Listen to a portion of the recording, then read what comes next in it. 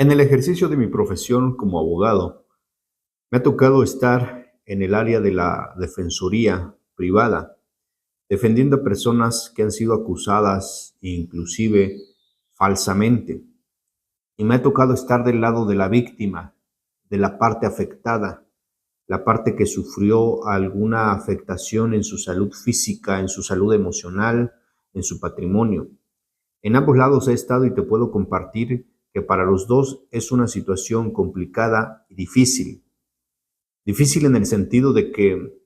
la investigación, lo que se espera de una investigación objetiva, clara y eficaz, muchas veces en la realidad no sucede de esa forma. En la teoría está perfectamente plasmado, sin embargo en la práctica hay muchas deficiencias. Pero para ello, tanto como defensor y como asesor jurídico, me ha tocado ejercitar un recurso valioso, un recurso denominado o que se le conoce como recurso innominado, lo que señala el artículo 258 del Código Nacional de Procedimientos Penales es que la víctima tiene derecho de impugnar aquellas determinaciones del Ministerio Público y cuenta únicamente con 10 días. Sin embargo, atendiendo a un criterio de la Corte, toda vez que existe una jurisprudencia al respecto y que la víctima o la persona investigada,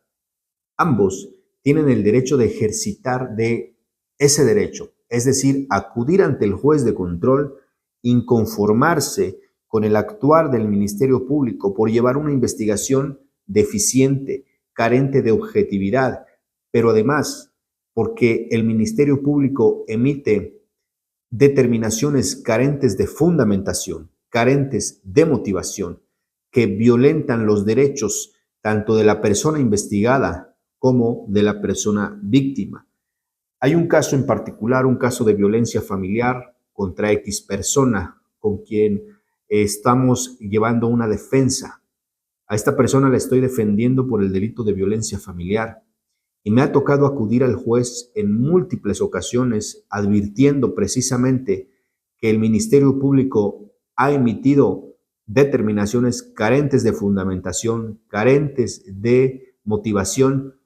porque no ha tomado en consideración cierta información, ha soslayado información que se pueden advertir de los datos de prueba. Ante esa situación la hemos combatido y el juez en las audiencias de control de actos del Ministerio Público nos ha dado la razón, ha invalidado aquellas determinaciones del Ministerio Público por no encontrarse ajustadas conforme a derecho. Por el otro lado, por parte de la víctima, cuando me ha tocado ser asesor jurídico, he revisado la carpeta de investigación y he advertido también omisiones, negligencias del Ministerio Público, determinaciones carentes de fundamentación, carentes de motivación, y a la víctima le he explicado sus derechos. En este caso, ejercitar lo que establece el artículo 258 del Código Nacional de Procedimientos Penales. Hemos acudido ante el juez de control. Recuerdo un caso en particular de una persona de la tercera edad que fue víctima de un delito patrimonial, le cometieron un fraude. Todo lo que había acumulado durante los años de su vida laboral, una cantidad de dinero sumamente importante, lo invirtió para ella adquirir su patrimonio, pero resulta que estas personas cometieron un fraude porque no eran los propietarios de ese inmueble, no eran los dueños de ese inmueble. Ante esa situación, el Ministerio Público llevaba una investigación deficiente y se atrevió a emitir una determinación contraria a derecho. Advertimos esa situación, le notifican a mi representada esa determinación de no ejercicio de la acción penal. Por lo tanto, dentro del plazo de los 10 días, solicitamos por escrito ante el juez de control que nos señalara fecha y hora para que tuviera verificativo la audiencia a que hace referencia el artículo 258. El juez señaló la fecha y la hora. Acudimos a la audiencia, expusimos ante el juez nuestra inconformidad contra esa determinación. El juez escuchó a su servidor en calidad de asesor jurídico, escuchó también los argumentos del Ministerio Público y al final pudo resolver y determinar que en efecto La determinación del Ministerio Público no se encontraba ajustada conforme a derecho, estaba carente de fundamentación y motivación, sobre todo porque de la carpeta de investigación no había elementos para determinar un no ejercicio de la acción penal. Quien sufre más en esta situación es la víctima, porque la víctima, aparte de ser víctima por el delito que se le cometió por parte de los sujetos activos, muchas veces sufre un revictimismo, se le revictimiza en sede ministerial, se le impone una carga que no debería de llevar, sino que el Ministerio Público debería de agotar todos los actos de investigación con la finalidad de esclarecer los hechos, pero como no lo hace, le impone una carga a la víctima.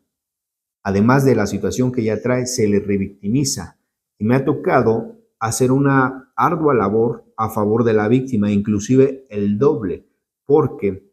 nos constituimos como coadyuvantes, aportamos datos en la investigación, cosa que debería de hacer el Ministerio Público. Sin embargo, en muchas ocasiones no realiza estas actividades eficaces o eficientes de investigación. Por lo tanto, la asesoría jurídica es la que tiene una participación activa. Pero además de tener una participación activa,